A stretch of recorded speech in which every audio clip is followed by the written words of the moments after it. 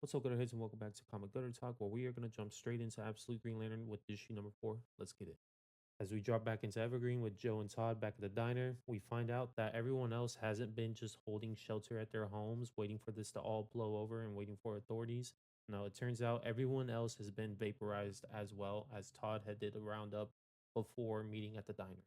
It turns out Joe and Todd weren't just drinking their sorrows away, but were just trying to prepare as they had a plan that they came up with along with Hal, and it was now time to commence that plan.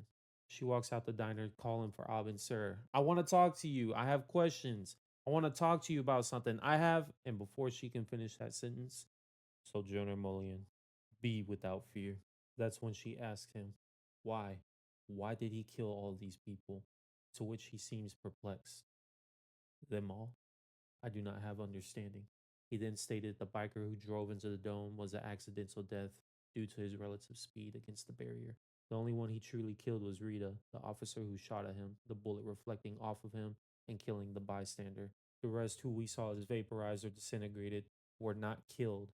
They are part of Oa now. They are in the second stage and judgment remains in progress. On the sidelines, Hal is hesitating to shoot because he's listening in on the conversation. The original plan was to shoot at Abensur as Joe distracted him with bullets that he had painted gold.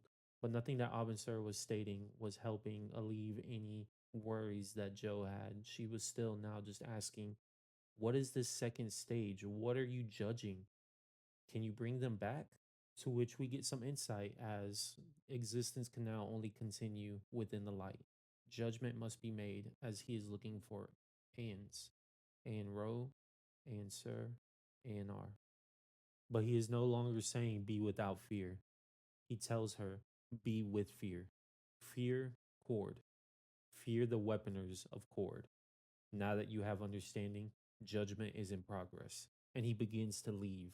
But Joe isn't satisfied because these answers he's giving her to the questions she's asking are not giving her the understanding that he claims it is. And so before he can fully phase out, Joe reaches out, touching him with the hand that had her gold wedding ring on.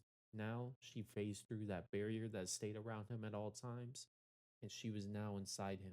She was now inside the light, and the light was inside her. This didn't come without consequences, though, because as the light left him and the flame lit inside her, the barrier came down, and the lantern that was in the sky fell and fell until it crashed and landed, causing an explosion of light into Evergreen.